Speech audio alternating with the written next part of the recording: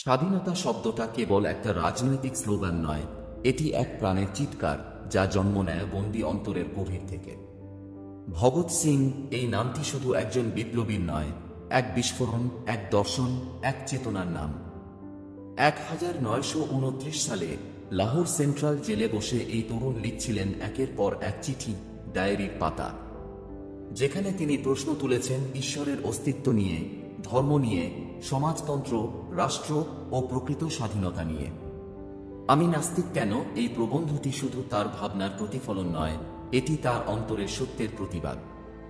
এই বইয়ে আপনি শুনতে পাবেন এক নির্ভীক, যুক্তিবাদী, আত্মবলিদানী যুবকের কণ্ঠস্বর, যিনি মৃত্যুর দ্বার প্রান্তে দাঁড়িয়ে বলেছিলেন, মৃত্যুই শেষ কথা নয়, বিপ্লবই আমার ধর্ম।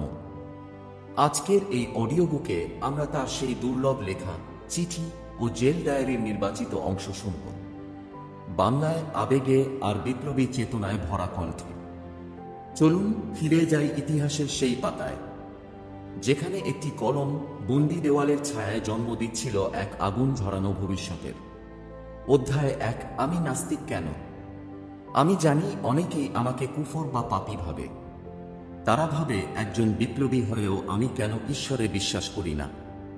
তাদের ধারণা, মৃত্যুর আগে মানুষ ঈশ্বরকে স্মরণ করে তার কাছে মাফ চায়। কিন্তু আমি, ভগৎ সিংহ, মৃত্যুর দ্বারপ্রান্তে দাঁড়িয়ে আজও ঈশ্বরে বিশ্বাস করি না। আমি নাস্তিক কারণ আমি ভয়কে মেনে নিই না, অন্ধ বিশ্বাসে মাথা নত করি না। আমার বিপ্লবের পথের শুরুতে আমিও ঈশ্বরে বিশ্বাস করতাম। প্রতিদিন প্রার্থনা করতাম, ঈশ্বর যেন আমাদের দেশকে মুক্ত করেন। কিন্তু ধীরে ধীরে প্রশ্ন জেগে উঠল, যে ঈশ্বর এত শক্তিমান, তিনি এই দুঃখ, এই নিপীড়ন, এই অন্যায় কেন থামাচ্ছেন না? কেন নিরপরাধ শিশু না খেয়ে মারা যাচ্ছে? কেন অসহায় মানুষ অত্যাচারের শিকার? এই প্রশ্নের উত্তর খুঁজতে খুঁজতে আমি পড়তে শুরু করলাম মার্কস, লেনিন, বাকুনিন, নিটশে। পড়লাম ইতিহাস, দর্শন, সমাজতত্ত্ব। বুঝতে পারলাম ধর্ম বহুবার ব্যবহার হয়েছে শাসকের হাতিয়ার হিসেবে, মানুষকে চুপ করিয়ে রাখার জন্য, কুসংস্কারে ডুবিয়ে রাখার জন্য। তাদের যুক্তি, সবই ঈশ্বরের ইচ্ছা, ভাগ্য মেনে নাও। কিন্তু আমি বলি, না, আমার জীবনের দায় আমার, সমাজের অন্যায়ের জবাব সমাজের কাছেই চাই। এই জীবনটাই সত্য, এই জীবনেই প্রশ্ন তুলতে হবে, বিচার চাইতে হবে। অনেকে আমাকে অহংকারী বলে, ভাবে আমি নিজেকে ঈশ্বরের চেয়েও বড় ভাবি। আমি তাদের বলি, না, আমি নিজেকে বড় ভাবি না। আমি শুধু চাই না কোনো অলৌকিক শক্তির উপর নির্ভর করে থাকি। আমি বিশ্বাস করি মানুষের বিবেক, যুক্তি আর আত্মমর্যাদায়। আমার নাস্তিকতা কোনো গর্বের বিষয় না, বরং এক সংগ্রামের ফল, একটি দীর্ঘ উপলব্ধি, যেখানে আমি বুঝেছি যতক্ষণ না মানুষ নিজে দাঁড়ায় নিজের পায়ে, ততক্ষণ সে সত্যিকারের মুক্তি পাবে না। আজ আমি মৃত্যুর প্রহর গুনছি। হয়তো আর কিছুদিনের মধ্যেই এই দেহ আর থাকবে না, কিন্তু আমার ভাবনা, আমার প্রশ্ন, আমার যুক্তি, তা থাকবে ভবিষ্যতের তারুণ্যের ভিতর। আমি চাই তারা যেন প্রশ্ন তোলে, তারা যেন বিশ্বাসের নামে অন্ধতা মেনে না নেয়, তারা যেন জানে একজন সত্যিকারের বিপ্লবী কখনোই যুক্তিহীন পথে হাঁটে না। হ্যাঁ, আমি নাস্তিক কারণ আমি মানুষ। আমি ভাবি, বুঝি আর প্রশ্ন করি। এটাই আমার বিপ্লব, এটাই আমার ঈমান। অধ্যায় 2, স্বাধীনতা ও আত্মত্যাগের ব্যাখ্যা। স্বাধীনতা শব্দটি অনেকেই উচ্চারণ করে, কিন্তু তার প্রকৃত অর্থ কয়জন বোঝে? আমি দেখেছি বহু মানুষ ভাবে স্বাধীনতা মানেই বিদেশি শাসকের পতন। ব্রিটিশরা চলে গেলেই বুঝি আমরা মুক্ত, আমরা স্বাধীন। কিন্তু আমি বলি, না, সেটি কেবল একটি ধাপ। স্বাধীনতা মানে কেবল শাসকের রূপান্তর নয়।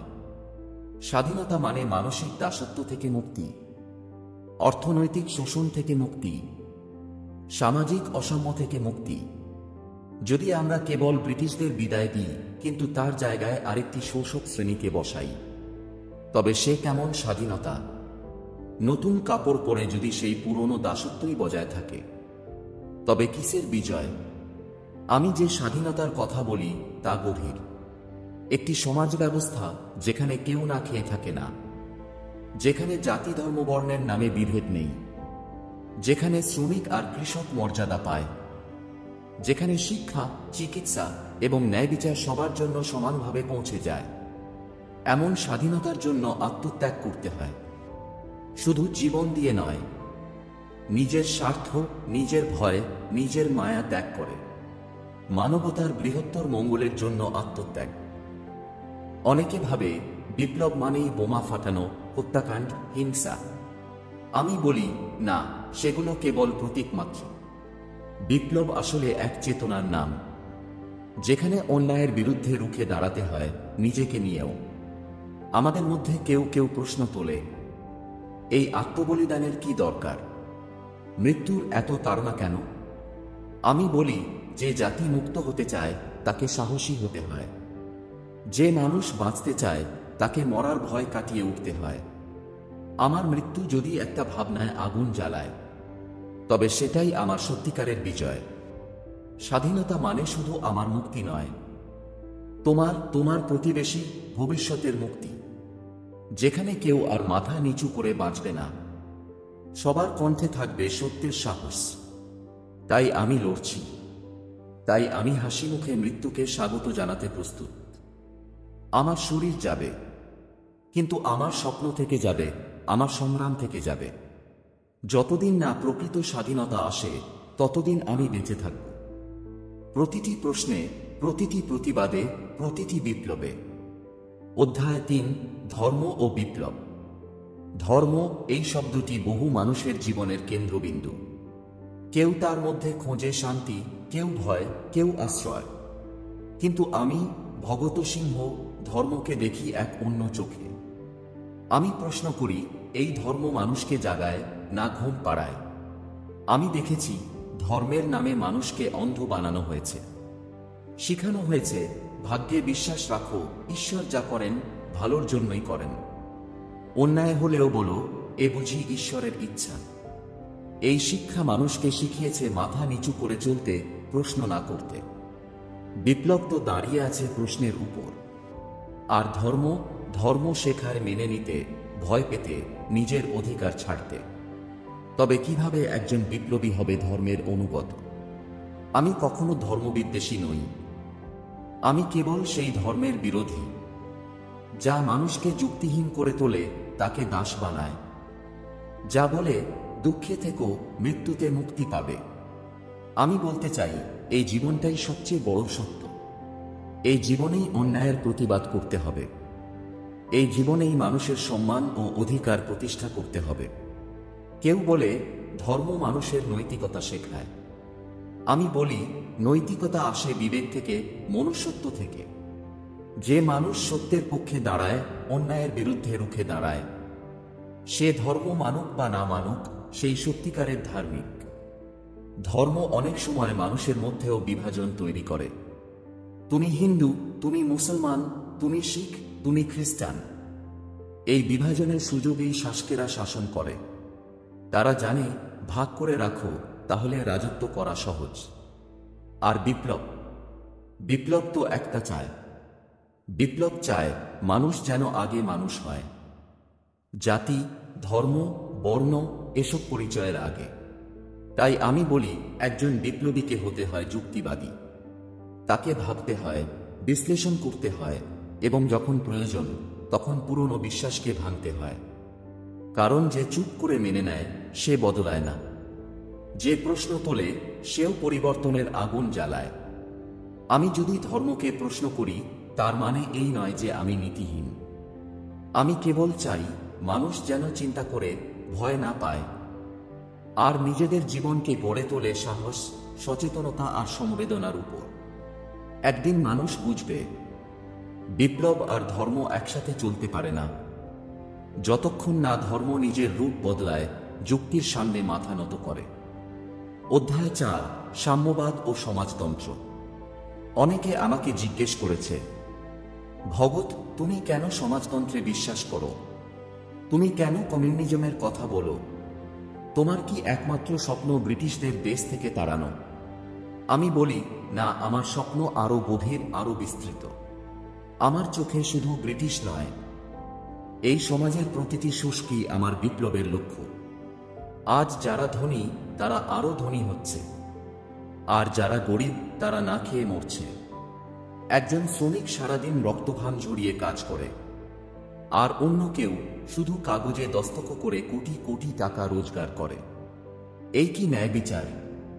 আমি চেয়েছি এমন এক সমাজ যেখানে কোনো শ্রেণী থাকবে না, না ধনী না গরিব, যেখানে সব মানুষ সমানভাবে বাঁচবে, খাবে, শেখাবে, পড়বে। এই সমাজ ব্যবস্থার নামই সাম্যবাদ। কেউ ভাবে সমাজতন্ত্র মানে হিংসা, রক্তপাত। আমি বলি না, সমাজতন্ত্র মানে ন্যায়। এটি সেই ব্যবস্থার নাম যেখানে এক শিশু অনাহারে মারা যায় না, যেখানে একজন কৃষক তার ফসলের সঠিক মূল্য পায়, যেখানে শ্রমিকের ঘামকে সম্মান জানানো হয়। আমি স্বপ্ন দেখি এমন একটি সমাজের, যেখানে মুনাফা নয়, মানুষের প্রয়োজনই হবে মূলনীতি, যেখানে প্রতিটি শিশু শিক্ষার আলো পাবে, যেখানে চিকিৎসা হবে জন্মগত অধিকার, বিলাসিতা নয়। সমাজতন্ত্র মানে কেবল অর্থনৈতিক পরিবর্তন নয়, এটি একটি মানসিক বিপ্লব, যেখানে মানুষ শিখবে অন্যের কষ্টকে নিজের মতো করে অনুভব করতে, নিজের সুখকে সবার মধ্যে ভাগ করে নিতে। আমি বিশ্বাস করি যতদিন পৃথিবীতে এক শ্রেণী আরেক শ্রেণীকে শোষণ করবে, ততদিন প্রকৃত স্বাধীনতা অসম্ভব। তাই আমি কেবল ব্রিটিশ শাসনের বিরোধী নই, আমি বিরোধী সেই সম্পদশালী গোষ্ঠী যারা আমাদের পরাধীন রেখেছে অর্থনীতির শৃঙ্খলে।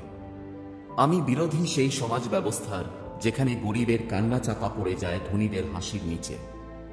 আমার সাম্যবাদ মানে ভালোবাসার রাজনীতি, মানুষের জন্য মানুষের শাসন, একটি পৃথিবী যেখানে আমার শব্দটা ছোট হয়ে যায় আর আমাদের শব্দটা বড় হয়ে দাঁড়ায়। এই আদর্শেই আমি শপথ করেছি, আর এই আদর্শের জন্যই আমি জীবন দিতে প্রস্তুত। অধ্যায় 5। একজন যুবকের চিঠি তার ঘনিষ্ঠ বন্ধুকে। প্রিয় বন্ধু, আজ তোমাকে লিখছি আমার অন্তরের ভাবনাগুলো জানাতে। জেলখানার দেওয়ালে বসে অনেক সময় কাটিয়েছি, কিন্তু আমার মন কখনো বাধা পড়ে না। প্রতিটি পৃষ্ঠা, প্রতিটি শব্দ যেন আমার চিন্তা, আমার লড়াই, আমার আশা প্রকাশ করছে। বন্ধু, তুমি জানো আমি মৃত্যুকে কতটা কাছে থেকে দেখেছি। প্রতিটি ঘুম, প্রতিটি নিঃশ্বাস, প্রতিটি দিন যেন আমাকে প্রস্তুত করছে একটি নতুন পৃথিবীর স্বপ্ন দেখতে এবং সেই স্বপ্নের জন্য লড়াই করতে। আমরা যখন বিপ্লবের পথে হাঁটছি তখন মনে হয় প্রতিটি পদক্ষেপই আমাদের ইতিহাসের অংশ। কিন্তু বন্ধুরা, আমাদের যুদ্ধে শুধু শত্রু নয়, আমাদের সবচেয়ে বড় চ্যালেঞ্জ হলো আমাদের নিজের ভয়, আমাদের নিজের সীমাবদ্ধতা। আমি চাই না তুমি ভয় পাও, আমি চাই তুমি নিজের শক্তি চিনো, যে শক্তি তোমার ভেতরে, যা তোমাকে অন্যায়ের বিরুদ্ধে দাঁড় করাবে। প্রতিটি অন্যায়ের মুখোমুখি দাঁড়ানোর সাহস, প্রতিটি শোষণ প্রতিহত করার শক্তি, এই সবই তোমার ভেতরে আছে। বন্ধু, আমি জানি আমাদের বাকি জীবন কঠিন। আমাদের স্বপ্নকে রক্ষা করতে হবে, অন্যায়ের বিরুদ্ধে দাঁড়াতে হবে, আর কখনোই চুপ করে বসে থাকব না। যদি আমার মৃত্যুর সময় আসে, আমি চাই না তুমি কাঁদো। আমার জীবন যদি তোমায় শিক্ষা দেয়, তাহলে তুমি বুঝবে যে সত্যিকারের স্বাধীনতা আসে শুধুমাত্র প্রশ্নের মধ্য দিয়ে, বিপ্লব আসে সাহসের মধ্য দিয়ে, আর মানবতার বিজয় আসে আত্মত্যাগের মধ্য দিয়ে। বন্ধু, আমার চিঠি শেষ করছি এই বিশ্বাসের সঙ্গে, আমরা যেখানেই থাকি, যাই করি, সত্য আর ন্যায়ের পথে এগিয়ে যাব। আমাদের চেতনাই হবে আমাদের শক্তি। আমরা যারা বিশ্বাস করি, যারা লড়াই করি, তারা কখনো হার মানবে না। তোমার বন্ধু, ভগৎ সিং। অধ্যায় 6। জেলে কাটানো দিনগুলি। জেলখানার দেয়ালের মধ্যে বসে জীবন অন্য রূপে ফুটে ওঠে। প্রতিটি ঘন্টা যেন এক একটি প্রশ্নের উত্তর খুঁজে বের করার পরীক্ষা। দাঁড়িয়ে থাকতে থাকে নীরবতা, শোনাতে থাকে ভয় এবং প্রত্যাশার মিশ্রণ। এখানে সময় ধীর, কিন্তু চিন্তা গভীর। প্রতিটি দিন আমাকে নতুন করে শিক্ষা দেয়, স্বাধীনতার প্রকৃত মানে বোঝায়, আত্মত্যাগের গুরুত্ব শেখায় এবং মানবতার মূল্য প্রকাশ করে। আমি জেলখানায় শিখেছি, শক্তি আসে শরীর থেকে নয়, মন থেকে। যে মানুষ নিজের ভয়কে জয় করতে পারে তার স্বাধীনতা কোনো কারাগারে আটকানো যায় না। দেওয়াল, লোহার বার, নির্জনতা সবকিছুই আমাকে বাঁধতে পারে, কিন্তু আমার চিন্তা, আমার চেতনায় কোনো সীমা নেই। প্রতিটি সকালে সূর্যোদয়ের আলো যখন দেওয়ালে পড়ে, আমি ভাবি এ আলো শুধু আমার জন্য নয়, এটি সেই সব মানুষের জন্য যারা লড়ছে, যারা স্বপ্ন দেখে, যারা অন্যায়ের বিরুদ্ধে দাঁড়ায়। জেলখানার প্রতিটি মুহূর্ত আমাকে আরো দৃঢ় করেছে। আমি শিখেছি নিজের অন্তরের শান্তি খুঁজতে, নিজের ধারণাকে শক্তিশালী করতে, এবং মৃত্যু থেকেও ভয় পেতে নয়। যদি মৃত্যু আসে তবে তা হবে এক নতুন চেতনার জন্মের মুহূর্ত। এই দিনগুলিতে আমি অনেক বই পড়েছি, বহু চিন্তাবিদ এবং বিপ্লবীর লেখা বিশ্লেষণ করেছি। আমি শিখেছি একজন বিপ্লবীকে কেবল অস্ত্র হাতে নয়, বুদ্ধি, যুক্তি এবং মননশীলতার শক্তিও হাতে রাখতে হয়। জেলখানার সময় আমাকে শিখিয়েছে সাহস কখনো ভাঙে না। যে মানুষ অন্যায়ের বিরুদ্ধে দাঁড়ায় তার মধ্যে জীবনের প্রতি অমর প্রতিজ্ঞা জাগ্রত হয়। এই প্রতিজ্ঞা আমাকে প্রতিদিন শক্তিশালী করেছে এবং প্রতিটি নতুন দিন আমাকে স্মরণ করিয়েছে আমার লড়াই শুধুমাত্র আমার জন্য নয়, এটি একটি জাতির, একটি ভবিষ্যতের, মানবতার জন্য। আমি জানি এই দেওয়ালগুলোর বাইরে পৃথিবী এখনো অন্যায়ের বীভৎস ছায়ায় ঢেকে আছে, কিন্তু আমি বিশ্বাস করি একদিন সত্যের আলো পৌঁছাবে, এবং সেই আলো পৌঁছাতে হলে আমাদের মতো যোদ্ধাদের চেতনা কখনো নিস্তেজ হতে দেওয়া যাবে না। আমি প্রতিটি দিন কাটাই নিজের অঙ্গীকারের সঙ্গে। যে জীবন দিই তা হবে একটি নতুন স্বাধীনতা ও ন্যায় প্রতিষ্ঠার জন্য, যেখানে না কোনো অবিচার, না কোনো দাসত্ব, আর না কোনো বিভাজন থাকবে। এটাই আমার স্বপ্ন, আমার লক্ষ্য, আমার প্রতিজ্ঞা। অধ্যায় 7, ফাঁসির আগে শেষ চিঠি। প্রিয় বন্ধু, আজ আমার জীবনের শেষ দিন কাছাকাছি। হৃদয় ভারাক্রান্ত হলেও আমার চেতনা অটল। আমি জানি শরীর যাবে, কিন্তু চিন্তা, স্বপ্ন এবং আদর্শ থাকবে। আমি চাই তুমি জানো আমার মৃত্যুর অর্থ শুধু আমার নয়, এটি আমাদের জাতির, আমাদের ভবিষ্যতের জন্য। জেলখানার প্রতিটি মুহূর্ত আমাকে শিখিয়েছে ভয় কখনো শক্তিকে জয় করতে পারে না। আমি কখনো ভয় পাইনি, আমি কখনো দাঁড়ানো থামাইনি। ফাঁসি আমার শরীরকে নিতে পারে, কিন্তু আমার চেতনা শিকড় গেড়েছে দেশের মাটিতে, মানুষের স্বাধীনতার স্বপ্নের মধ্যে। বন্ধু, মনে রেখো, স্বাধীনতা সহজে আসে না। এটি লড়াই, আত্মত্যাগ এবং চেতনার স্থিরতার ফল। আমার মৃত্যুর আগে আমি চাই না তুমি হতাশ হও। আমার মৃত্যু হবে একটি বাতিঘর যা আগামী প্রজন্মের জন্য আলো জ্বালাবে। আমি জানি আমাদের দেশে এখনো অনাহার, শোষণ এবং অন্যায় আছে, কিন্তু আমি বিশ্বাস করি যে জাতি স্বপ্ন দেখে সে একদিন সেই অন্যায়ের বিরুদ্ধে জেগে ওঠে। আমার আত্মত্যাগের অর্থ হবে সেই জাগরণের প্রেরণা। যে যুবক, যে যুবতী প্রশ্ন করে যারা সত্যের পক্ষে দাঁড়ায় তাদের জন্য আমার জীবন দান। বন্ধু, আমি চাই না তুমি শুধু কাঁদো, আমি চাই তুমি লড়াই করো, তুমি জাগ্রত থাকো, তুমি অন্যায়ের বিরুদ্ধে দাঁড়াও। যতদিন না দেশের মানুষ সত্যিকারের স্বাধীন হয়, ততদিন তোমার চেতনায় আগুন জ্বালিয়ে রেখো। আমার শেষ বার্তা, ভয়কে কখনো গ্রহণ করবে না। প্রশ্ন করতে, শিখতে, লড়তে হবে। সত্যের পথে অবিচল থাকো। আমার মৃত্যু আমাদের চেতনা স্বাধীনতার জন্য। যদি তুমি আমার চিঠি পড়ো, মনে রেখো আমি সবসময় তোমার সাথে আছি। আমার আদর্শ, আমার চেতনা, আমার স্বপ্ন সবই তোমার মধ্যে বেঁচে থাকবে, এবং একদিন সেই স্বাধীনতা যা আমরা স্বপ্ন দেখেছি সে আসবেই। তোমার বন্ধু, ভগৎ সিং। অধ্যায় 8, বিপ্লবী চেতনার শিক্ষা। বিপ্লব মানে শুধু অস্ত্রধারী মানুষ নয়, বিপ্লব মানে চেতনা, মানসিক দৃঢ়তা এবং সমাজের প্রতি দায়বদ্ধতা। ভগৎ সিংহের জীবন আমাদের শিখায় একজন সত্যিকারের বিপ্লবী কখনো কেবল নিজের স্বার্থের জন্য লড়ে না, সে লড়ে জাতির, মানুষের, মানবতার জন্য। একজন যুবক যদি সত্যিকারের পরিবর্তন আনার স্বপ্ন দেখে, তাহলে তার মধ্যে থাকতে হবে সাহস, ভয়কে জয় করার শক্তি, কোনো অসঙ্গতির মুখোমুখি দাঁড়ানোর প্রস্তুতি। ভগৎ সিং দেখিয়েছেন ধর্ম, শ্রেণী, বর্ণ, জাতি এসব বিভাজন কোনো বিপ্লবীকে থামাতে পারবে না। একজন বিপ্লবীর কাছে সবচেয়ে বড় অস্ত্র হল চিন্তা এবং যুক্তি। যে মানুষ নিজের চেতনা অটল রাখে সে যে কোনো কারাগারের দেওয়াল ভাঙতে পারে। শিখতে হবে নিজের সীমাবদ্ধতার কথা। ভুল করলে স্বীকার করতে হবে। কেন আমরা লড়াই করি সেই উদ্দেশ্য স্পষ্ট রাখতে হবে। কারণ যখন উদ্দেশ্য স্পষ্ট তখন বিপ্লবীর প্রতিটি পদক্ষেপ অর্থপূর্ণ হয়। ভগৎ সিং আমাদের শেখান, সাহস মানে শুধু মৃত্যুর সামনে দাঁড়ানো নয়। সাহস মানে অন্যায়ের বিরুদ্ধে দাঁড়ানো, সমাজের জন্য নিজের জীবনকে উৎসর্গ করা এবং সবচেয়ে গুরুত্বপূর্ণ, সত্যের পথে কখনো মাথা নত না করা। যুবকরা যারা দেশকে বদলাতে চায় তাদের জন্য এই শিক্ষা অপরিহার্য। একজন বিপ্লবীর চেতনায় থাকতে হবে সততা, ন্যায়পরায়ণতা এবং আত্মত্যাগের মানসিকতা। বিপ্লব শুধু রক্তপাত নয়, এটি মননের শক্তি, চেতনার অটলতা এবং জাতির প্রতি দায়বদ্ধতার নাম। ভগৎ সিংহের জীবন আমাদের দেখায়, যদি চেতনা অটল থাকে ভয়কে জয় করা যায়, মৃত্যুকে সাহসের দৃষ্টিতে দেখা যায় এবং সমাজের ন্যায় প্রতিষ্ঠা করা সম্ভব।